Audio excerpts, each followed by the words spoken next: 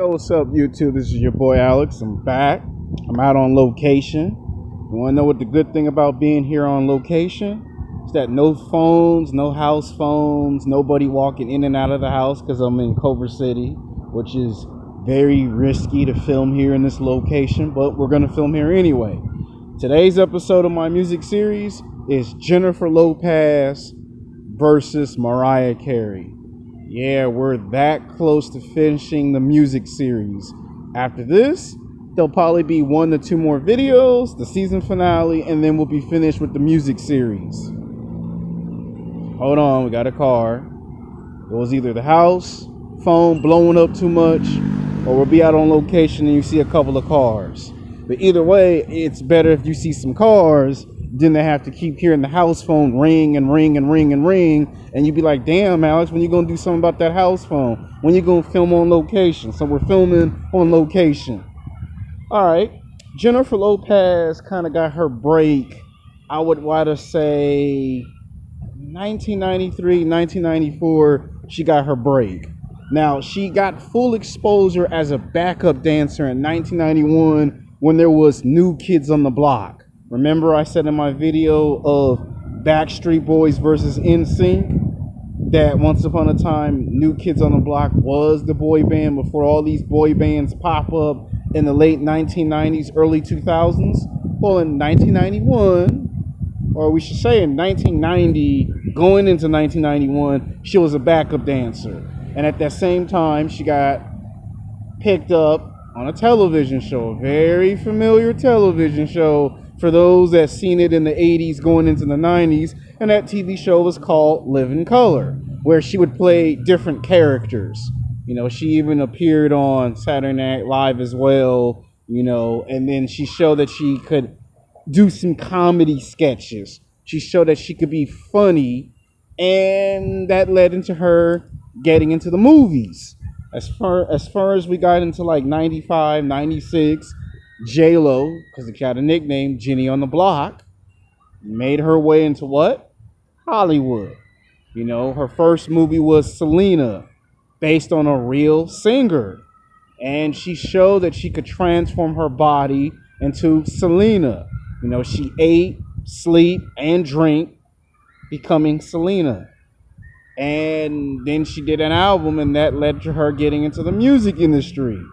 So she's always gone back and forth between television, film, and music.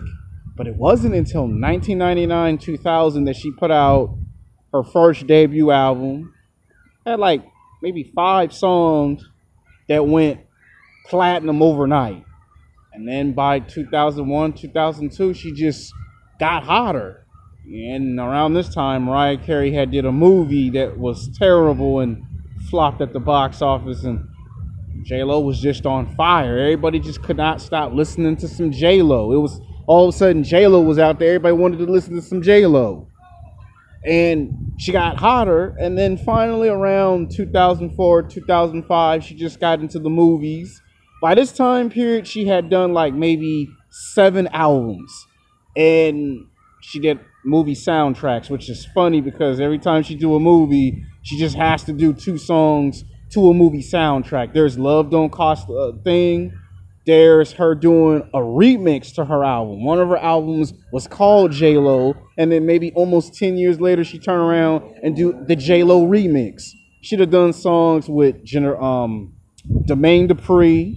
You should know who Jermaine Dupri is. She'd have done songs with P. Diddy. She even had Ben Affleck pop up in one of her music songs when they were dating. She even did some songs with the great legendary LL Cool J. You know, she'd have turned around and, you know, hooked up and done some songs with very other artists. Remember Mark Anthony? Yeah, she dated him back in the day when anybody knew who he was. And then she dated him again 10 years later. So she'd have done songs with Mark Anthony. And then she crossed over and done different genres of music. By 2010, she had already done 9 to 10 albums. And started popping up on shows like American Idol, you know, But at this point, she was getting further into the movies and the television shows because her last four albums, even though they were good, they weren't like her music from before. And always in the music industry, people, they always change the sound of the music. Like her sound of music changed like at least 5 times. I swear to God, the sound of her music, it changed 5 times. And each time the sound of her music changed, the audience either liked her music or began to get tired of her music, one or the other. And, you know, by the time she got like in her late 30s, early 40s, she was, you know, furthering herself from music and into television and film. Because, you know, audiences couldn't keep up with her music. And she would go back and forth, you know, and then by 2013, she came back with her 10th album, her 11th album. Then before you know it, she done, now she's, you know, trying to come back and make a legendary comeback in her late 40s, going into her 50s.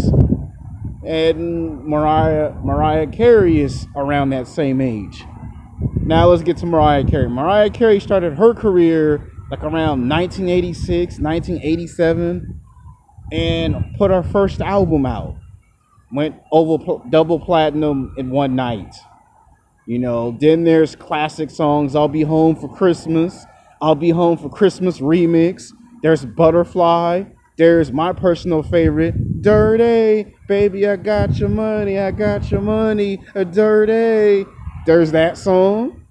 Mariah Carey got a whole bunch of damn songs, and I can't name all of them. And the reason why I can't name all of them is because she has so many of them that it's hard to remember all of them. She'd have done songs with Jermaine Dupri, you know, Dirty Bastard. She'd have turned around and done collaborations with a whole bunch of artists. In fact, Mariah Carey got married at 20 years old to an executive music producer who discovered her and signed her. And 20 years later, that executive producer signed Britney Spears. Strange and ironic, isn't it? And Mariah Carey, since through the years, has done a bunch of songs. I mean, in 20 years, she put out 12 to 13 albums. And I would say maybe 5 or 6 out of those 12 to 13 albums are very great. You know, there's the Mariah Carey Greatest of All Times album. And then she started trying to do soundtracks that came from movies. And when she tried to leave music to go into movies, it really wasn't a good idea because her movie flopped. She tried to do a second film, and she almost got nominated for an Oscar when she was in the movie Precious. Like, I didn't even recognize Mariah Carey. It's like, oh shit, that's Mariah Carey? I mean, she playing a social worker. Like, she literally got serious with this movie role. She did another movie role. It was good. And then all of a sudden, I don't know what happened. You know, she would, you know, get, you know, she call herself Mimi trying to copy Beyonce. And when you're trying to copy, you know, Beyonce, you know, then there was a feud, a little beef going on. And then she tried to rap, which I don't know what possessed this woman to go into a studios with some hardcore gangster rappers and try to rap on the mic by dissing Eminem. Like, how you gonna diss a person whose career is based off of beef?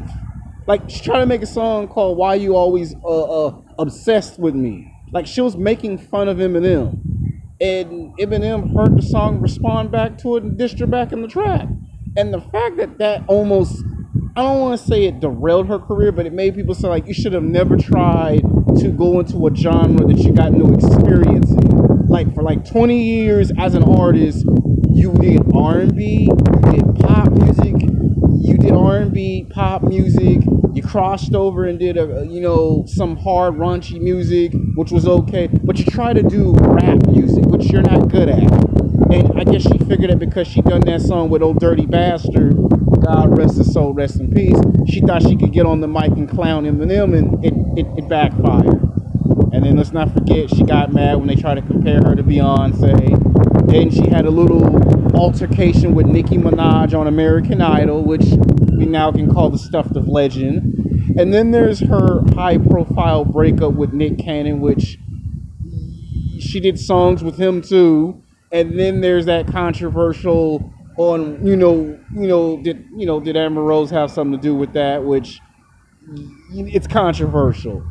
And we were concerned would that kill her career, which it didn't. Which I was amazed that out of all of that Mariah Carey had, she bounced back. Now she do, on an occasion, do have the episodes where she start to go a little weird and do some strange shit. But by the end of the day, she's a good artist. And people might ask, between Jennifer Lopez, who can do the movies, the TV shows, the live tours, and American Idol herself, which that's funny, again, because when Mariah Carey leaves, they get Jennifer Lopez to replace Mariah. Again, it's strange and ironic. They're both around the same age. Both have put out 12 to 13 albums. Both have had high-profile breakups and gotten with big artists, and both have kind of were around the same social circle. Both started out in different paths. Mariah always was singing since she was 9 years old. J-Lo, same thing, but had to be a backup dancer. And Mariah Carey kind of, got discovered by an executive producer. So you could say Mariah had her rise in the 80s, got hot in the 90s, fell apart in the 2000s, resurrect herself in the late 2000s, while J-Lo got her rise in the 1990s, got hot into the 2000s, and then fell off right in the middle of those 2000s. But to have one person replace another on a TV show called American Idol. Now, for me, even though Mariah Carey has this, this split personality or whatever you want to call it, crazy or not, she puts out great music. J-Lo, the reason why I won't go with Jennifer Lopez is because she goes back and forth between television and film, music, and when you see her new music, you can't relate to it. It's like you don't know what she's going for. It's like she's recycling the same stuff over and over, and it's like, can't you come with something new? And I'm not saying Mariah Carey ain't done the same thing, because Mariah Carey's last 5 albums was recycled. It's like they're going back to the beginning of their music career. But Mariah Carey, no matter what you do to Mariah Carey, she always comes back and restores the magic. Whether it's exercise, fruit, whether it's meditation, whether it's sitting down and trying to, gather her thoughts, she comes back. J-Lo, she keeps going back and forth to music, TV, and film. And it's hard to trust an artist when they keep going back and forth between 3 to 4 different job occupations. Both ladies have kids.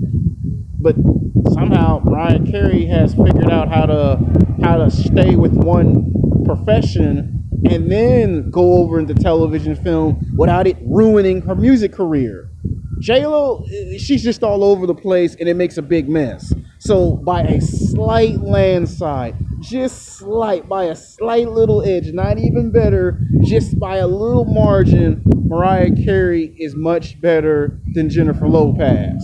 Until next time, peace.